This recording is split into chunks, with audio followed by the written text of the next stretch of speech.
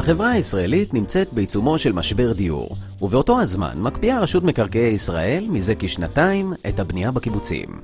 המשמעות היא עצירה מוחלטת של תנופת הפיתוח והקליטה בתנועה הקיבוצית. הסכומים הגבוהים שהרשות דורשת מהקיבוצים עבור הקרקע מיועדת לבנייה הם בלתי אפשריים, ובעצם מחסלים את סיכויי הקיבוץ להתרחב ולהתחדש.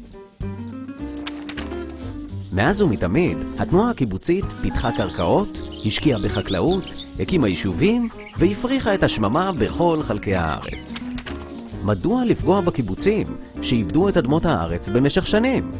מדוע להתעלם מהקיבוצים בצורה כל כך נחרצת ולעצור את הבנייה באופן גורף? ראש הממשלה בנימין נתניהו הכריז שיש לחדש באופן מיידי את הבנייה ותנופת הפיתוח והצמיחה בקיבוצים. התנועה הקיבוצית אף הציעה לבנות 40,000 יחידות דיור חדשות בקיבוצים כחלק מפתרון הדיור הארצי. מדובר בהסכמה היסטורית, וחייבים להבין שהפתרון למצוקת הדיור וחידוש הבנייה בקיבוצים הוא אינטרס משותף של כולנו. הצטרפו גם אתם למאבק הקיבוצים. היכנסו לדף הפייסבוק שלנו והביעו את תמיכתכם.